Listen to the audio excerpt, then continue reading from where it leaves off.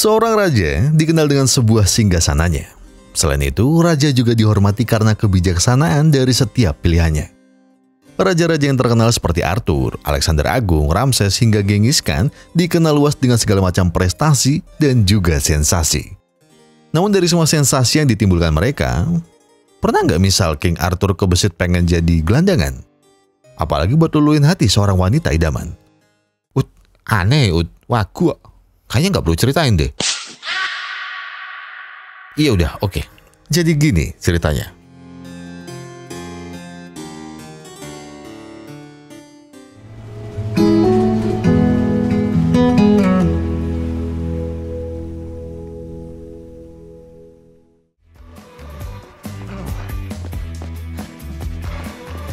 That's me.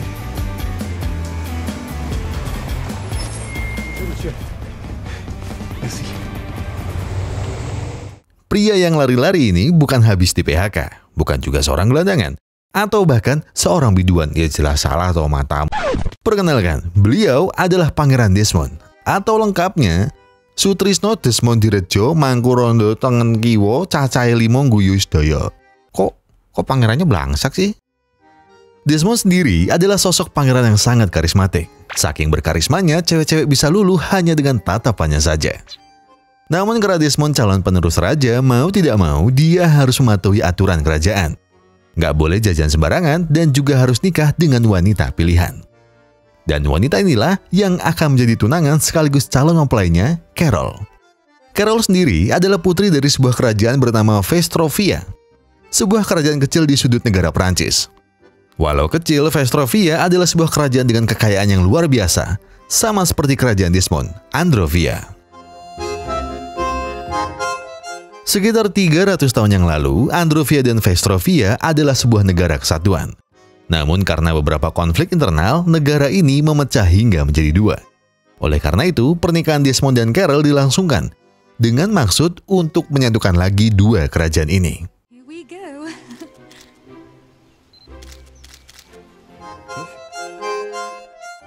Namun sayang, belum genap 2 minggu pernikahan mereka, Carol telah berselingkuh dengan seorang kuli bangunan. Hal tersebut jelas memicu konflik internal kerajaan Desmond. Ditambah lagi pelayan pribadinya Edwin sangat geram dengan perilaku Carol. Edwin mengecam perbuatan Carol yang semena-mena itu. Namun Desmond menanggapinya dengan santai. Karena bagi Desmond, itu hanyalah pernikahan palsu. Ia tidak merasa sakit hati ataupun tersakiti. Yang jelas sekarang demi menyatukan kedua kerajaan harus ada solusi lain selain pernikahan.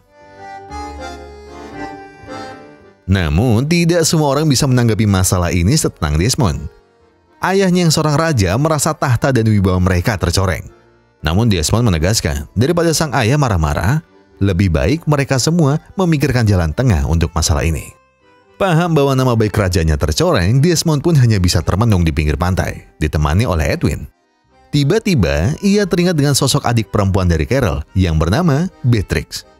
Iya, memang bukan Beatrix yang melainkan seorang wanita culun yang penampilannya... ya, gitulah.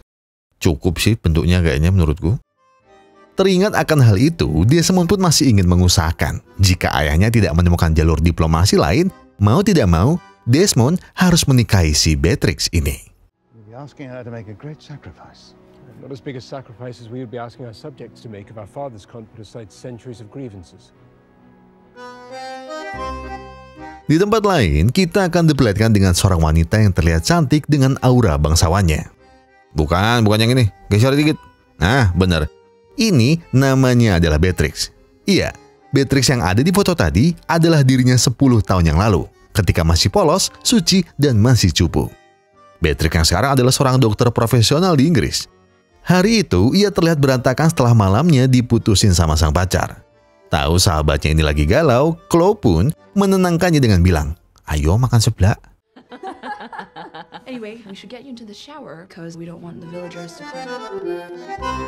Setelahnya, Beatrix dan Chloe pun bergegas menuju warung seblak langganan. Namun perasaan Chloe seakan aneh, karena dari tadi mereka selalu diikuti oleh orang yang misterius. Dengar akan hal itu, Beatrix hanya bilang bahwa Chloe terlalu banyak menonton sebatin, apalagi film perampokan. Chloe pun berusaha tenang dan percaya dengan Beatrix, hingga sampai... Okay,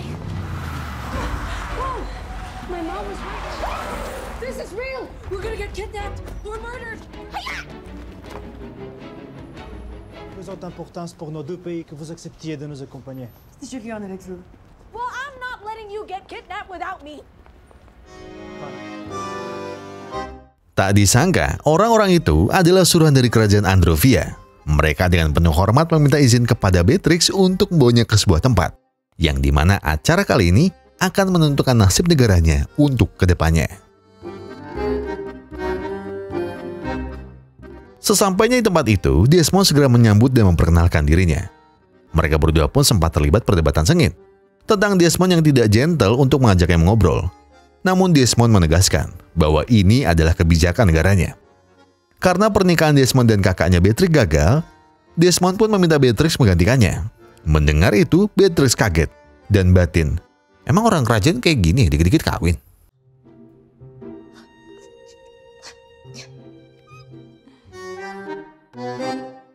Tahu bahwa Beatrix gak mau diajak nikah sembarangan, hal itu membuat Desmond berpikir panjang. Ia kesal mengapa Beatrix tidak mau mengiyakan saja. Padahal pernikahan itu hanya sebuah gimmick, itu juga demi kedamaian kerajaan mereka. Namun Edwin menegaskan bahwa pernikahan buat beberapa orang itu terasa sakral dan bukan sebuah candaan. Dan mungkin jika Desmond benar-benar ingin menikahi Beatrix, Desmond juga harus benar-benar membuatnya jatuh cinta. Di tempat lain terlihat ayah Desmond, Tuan Richmond, yang sedang menghadiri pertemuan dengan ayah Beatrix, Tuan Winston. Di pertemuan itu, mereka berdua membicarakan mengenai skandal perselingkuhan Carol kepada Desmond. Richmond menekankan bahwa apa yang Carol lakukan itu begitu hina. Seakan perbuatan itu merendahkan tahta kerajaannya terlalu jauh. Namun Winston menegaskan bahwa putrinya memiliki hak untuk memilih pasangan. Jika dia tidak mau dipaksa menikah, maka itu adalah keputusannya sendiri. Perdebatan itu pun terjadi hingga larut. Sampai akhirnya mereka pun saling mengancam untuk menyerang negara satu sama lain.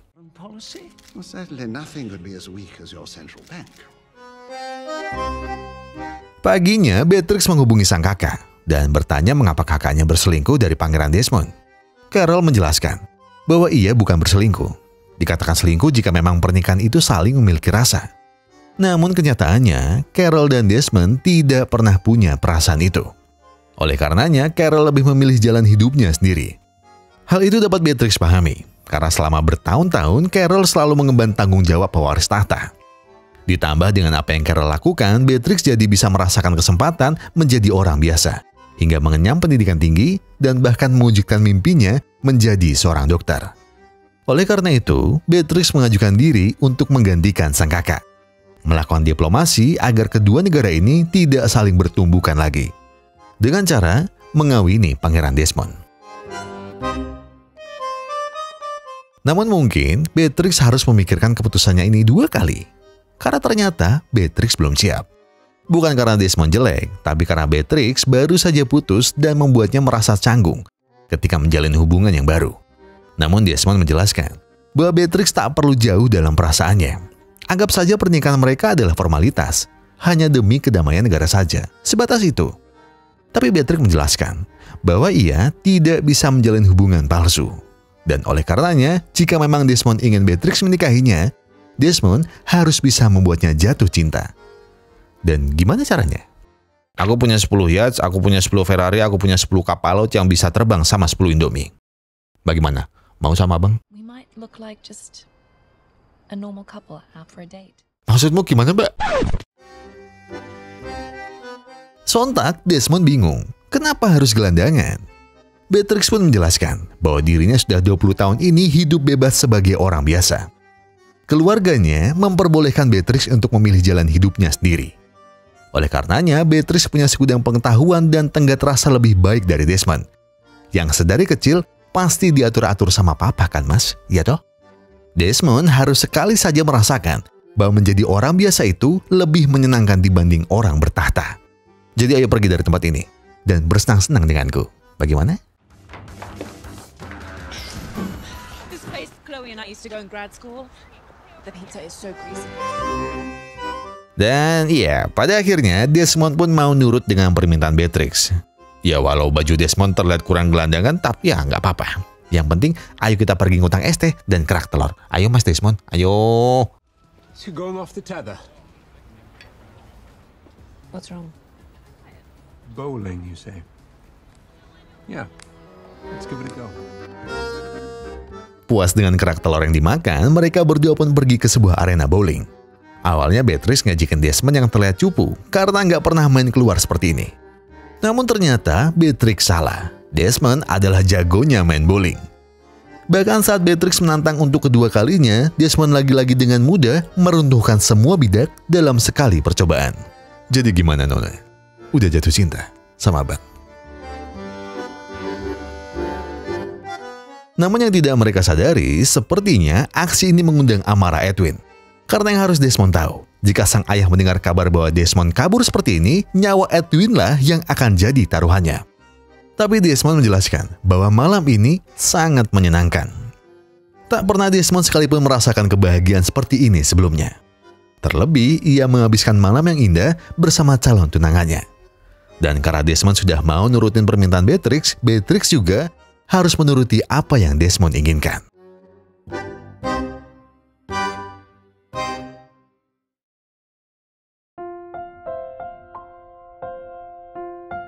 Esok paginya, ibu Beatrix menghubunginya. Sang ibu menanyakan keyakinan Beatrix untuk menikahi Desmond. Itu semua karena ibunya takut. Ibunya takut Beatrix akan melakukan hal yang sama seperti kakaknya. Namun Beatrix meyakinkan sang ibu bahwa dirinya tidak akan berbuat hal buruk seperti itu. Lagi pula, keluarganya telah memberikan Beatrix ruang bebas selama ini. Kini ia ingin membalas kebaikan keluarganya dengan menjadi seorang putri yang rela berkorban demi rakyatnya. Sang ibu bahagia mendengar itu. Ia tak pernah menyangka kalimat tersebut keluar dari mulut putri kecilnya yang kini telah tumbuh dewasa. Ibu hanya ingin menyampaikan pesan bahwa ibu sangat-sangat bangga denganmu, Beatrix. Jadi terima kasih ya, Nak. Bisu.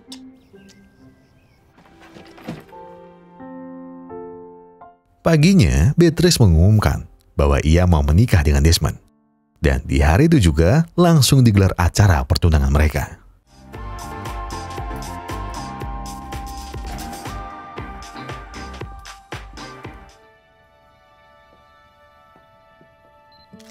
Your Highnesses, can you get closer?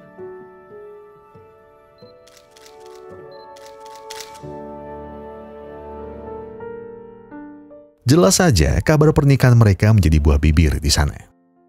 Desmond yang baru saja cerai dari Carol kini sudah mau menikah lagi. Masyarakat seakan berpikir bahwa isi otak sang pangeran hanya adu penalti saja. Namun Beatrix dan Desmond tidak mau menanggapinya saat ini, agar tidak timbul masalah lain yang lebih besar. Setelah itu, Desmond membawa Beatrix ke istananya untuk dikenalkan kepada orang tuanya. Tatapan Desmond dan sang istri pun tertegun dengan kecantikan putri Beatrix yang akan menjadi istri sang anak. Terus kenapa nggak dari dulu nikah sama adiknya aja? Tanya sang ayah kepada Desmond. Selama mempersiapkan acara pernikahan, Beatrix dipersilakan tinggal dalam istana.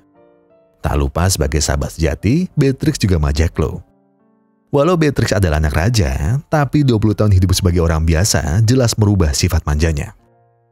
Apalagi saat semua hal serba otomatis, serba dibantuin, dan serba dilayanin.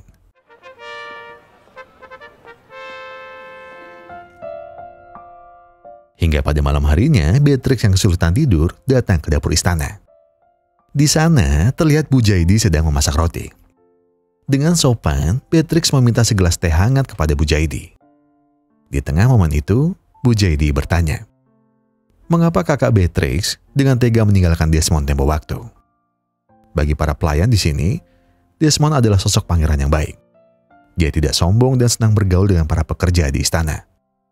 Namun sayangnya, pangeran tak pernah lepas dari pengawasan Tuan Raja. Seringkali ia mendapat hukuman karena terlalu intens bergaul dengan para pembantu. Desmond adalah pria yang sangat baik. Namun sayangnya, ia tak pernah tahu luasnya dunia luar. Tiba-tiba, dering telepon dapur pun berbunyi. Ternyata itu adalah Desmond yang meminta Jaidi membuatkannya secangkir teh. Memang, kalau jodoh pasti selalu sama, ucap Bu Jaidi kepada Beatrix. Tiba-tiba Beatrix menahan dan bilang, biarkan dirinya saja yang membawakan teh ini kepada Desmond. just set my tea on the side table then. By all means, Your Highness. What are you doing in my bedroom? Malam itu, mereka berdua pertama kalinya berbincang dengan lepas. Bukan lagi tentang kerajaan maupun predikat mereka. Hanya murni sebagai seorang manusia. Desmond bertanya mengenai pekerjaan Beatrix sebagai dokter. Apakah hal itu sulit? Beatrix pun menjawab bahwa pekerjaannya tidak bisa dikatakan sulit ataupun tidak. Karena mungkin Beatrix mencintai pekerjaannya. Karena ketika kita mencintai sesuatu, hal tersebut takkan terasa menyakitkan. Namun tiba-tiba Desmond bertanya, apakah menerima permintaan nikahnya adalah hal yang menyakitkan? Dengan masih menyembunyikan perasaan, Beatrix hanya terkekeh mendengar pertanyaan itu. This prince isn't very dull. Besoknya, keluarga kerajaan Androvia akan bertamu sekali lagi di kediaman kerajaan Vestrovia. Kedatangan Desmond dan Beatrix disambut hangat oleh para warga kerajaan. Di sana juga terlihat Carol yang datang bersama pria yang menjadi selingkuhannya, Cody si kuli bangunan. Namun kehangatan itu segera hilang saat Tuan Richmond berdebat dengan Winston bahwa mau sampai kapanpun negara mereka tak akan pernah bisa akur. Mau anak cucu mereka menikah pun, Richmond tidak akan sudi untuk memuji ataupun berterima kasih kepada Winston. Perdebatan panas yang terjadi jelas membuat Beatrix dan Desmond kesal. Dengan lantang Beatrix bilang, jika kedua pemimpin negara lemah seperti mereka, tak ayal negara ini mulai goyah perlahan. Jika memang ayahnya dan ayah Desmond tak ingin mencapai kesepakatan, lebih baik pernikahan ini tidak perlu dilanjutkan. Mendengar itu, keduanya segera diam. Melihat Beatrix yang berani, Desmond tak ingin membiarkan wanita di hadapannya berjuang sendirian. Ia pun membantu Beatrix untuk memulai forum diskusi dua kerajaan ini. Dengan mengungkapkan keinginan masing-masing, perlahan tapi pasti, terlihat sinyal kesepakatan dari kedua raja ini.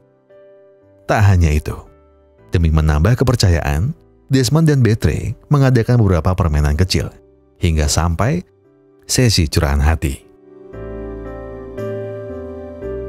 Baru diketahui juga, ternyata Richmond dan Winston dulunya adalah sahabat dekat.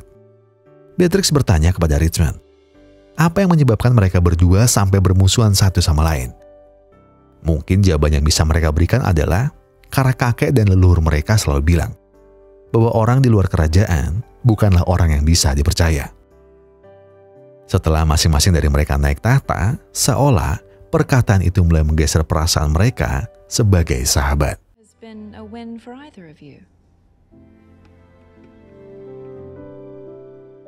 Malamnya, Beatrix yang belum juga tidur mengirim pesan kepada Desmond karena ada sebuah hal yang ingin dia tunjukkan kepadanya. Mereka pun segera bertemu di tangga istana itu. Beatrix bilang bahwa Desmond pasti akan suka dengan tempat ini. Mereka pun mulai pergi ke sebuah menara. Beatrix menceritakan bahwa dari kecil dirinya sering menyendiri di tempat ini. Dan lihatlah alasan mengapa Beatrix sangat menyukai tempat ini. Terlihat gugusan bintang menghiasi langit malam itu.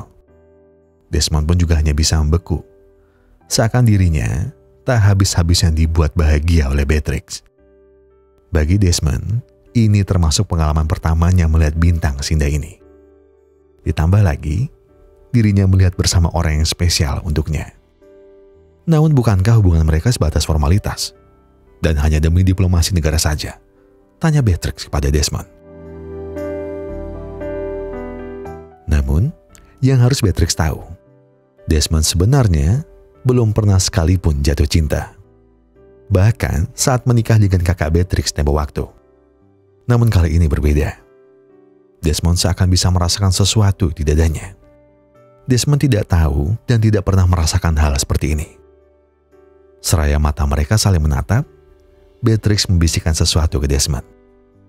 Bahwa mungkin itu adalah sebuah cinta. Dan jika dirimu benar-benar mencintaiku, maka tunjukkanlah. Tunjukkanlah kepadaku.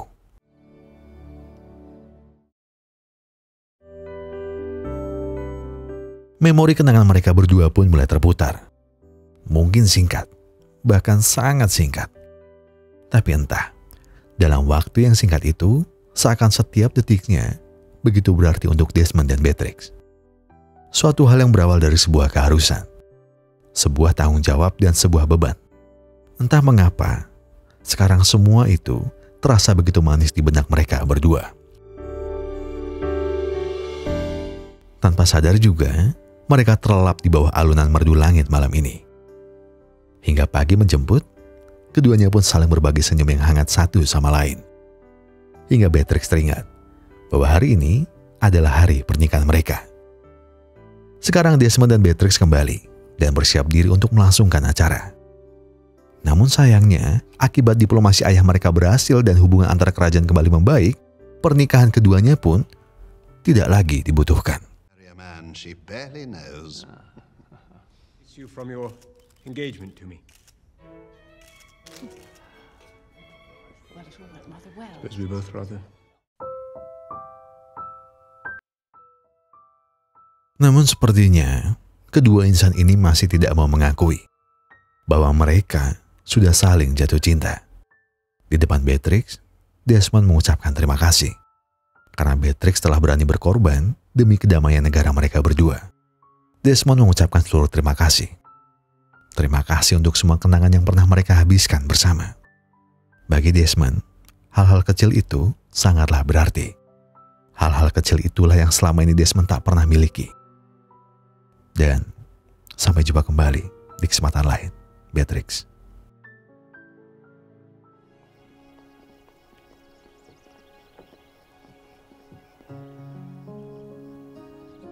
Fantastic news. We got them. Melihat rombongan keluarga Desmond telah bersiap pergi dari istana Frestovia, hati Beatrix seolah tak terima bahwa kesempatan yang ada di depan matanya telah ia sia-siakan. Sebuah cinta yang selama ini ia cari, sebuah gejolak rasa yang selama ini belum pernah terasa. Melihat raut wajah sang sahabat mulai muram, dengan kesadaran penuh, Chloe pun berkata bahwa ia tahu apa yang harus dilakukan.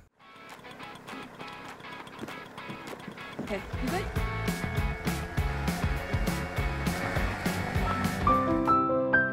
Di sisi lain, hati Desmond tak bisa berbohong. Ia tak bisa berbohong jika dirinya sudah benar-benar jatuh cinta. Namun untuk mengakuinya, Desmond seakan takut. Takut jika ayahnya merasa semua sia-sia. Ia takut sang ayah yang mengusahakan solusi lain selain pernikahan kecewa. Namun semua itu hanya ada di benak Desmond semata. Karena sang ibu tahu. Sang ibu tahu bahwa Desmond sedang menyimpan sesuatu. Akhirnya Desmond beranikan diri. Dia berhenti tengah jalan, lalu meminta izin kepada ayah ibunya untuk memperjuangkan cinta yang selama ini tidak pernah dia rasakan. Desmond.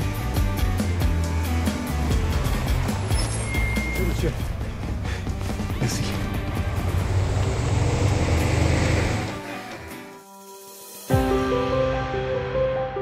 Keduanya benar-benar berjuang. Walau motor yang Beatrix kendari harus mati, walau mobil tumpangan Desmond harus mogok di jalan, tapi bagi mereka berdua, tidak ada jalan maupun rintangan yang sanggup menghambat. Hingga akhirnya, cinta mereka pun bertemu di gerbang masuk kediaman Beatrix. Maafkan aku jika tidak jujur dengan perasaanku. Maafkan aku jika diriku terlalu naif dalam tanggung jawab. Maafkan aku yang bahkan tak bisa menganggapmu ada di sisiku.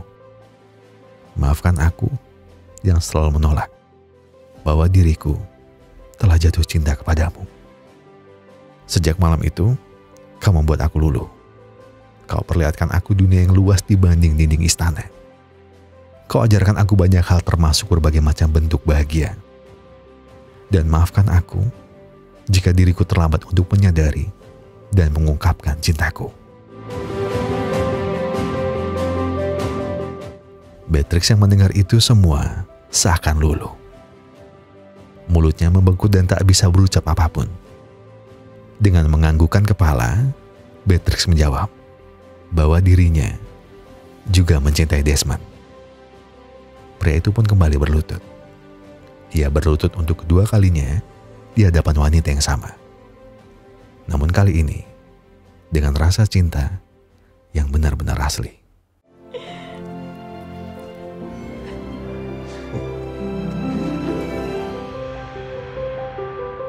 Ya, dan di akhir film, kita akan diperlihatkan bahwa Desmond dan Beatrix lagi sibuk ngurusin tamu undangan mana aja yang bakalan diundang ke pernikahan mereka. Edwin memberitahu bahwa setidaknya ada kurang dari 1.000 tamu dari Inggris, 340 dari Slovakia, dan 2.000 tamu dari Prancis. Dan ada juga 11 dari Jerman. Saya nggak tahu kenapa yang dari Jerman cuma 11. Tapi yang jelas dari film ini, kita semua bisa belajar sesuatu. Ya, nggak semua orang itu lahir miskin. Yang nggak semua orang juga itu lahirnya susah. Tapi bukan yang berarti lahir kaya raya juga nggak pernah susah. Saya yakin kok. Setiap manusia itu selalu diberi cobaan dan ujian sesuai porsinya. Dan di film ini, kita diperlihatkan seberapa peliknya tanggung jawab putra mahkota demi menjaga kedamaian negara mereka. Ya walau ada banyak solusi selain menikah. Tapi memang kalau udah ngomongin monarki ya, budaya seperti itu emang masih kental banget. Jadi yang gak ayal kalau Desmond sejak masih kecil itu hidupnya selalu dikekang, diawasi, dan bahkan didikte dari A sampai Z.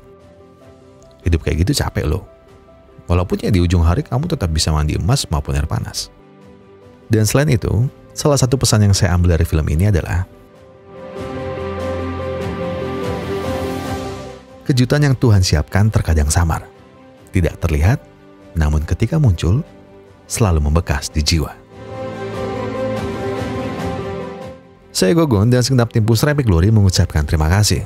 Terima kasih buat yang sudah menonton video ini sampai habis. Terima kasih buat yang sudah memberikan komentar, like, mensubscribe, dan juga memencet tombol thanks-nya. Karena apapun yang kalian lakukan untuk channel ini, sudah membantu channel ini berkembang sampai hari ini. Jadi sekali lagi dari saya, terima kasih buat kalian semua. Dan sebelum saya menutup video ini, saya pengen bilang, kalau kalian lagi ada banyak masalah yang itu berat banget, tenang. Gak perlu buru-buru, gak perlu nyusu-nyusu. Selesaikan semuanya dengan kepala yang dingin. Jadi sekarang, tarik napas. Buang. Tenggak kopinya, ambil koreknya, dan sebatin aja dulu.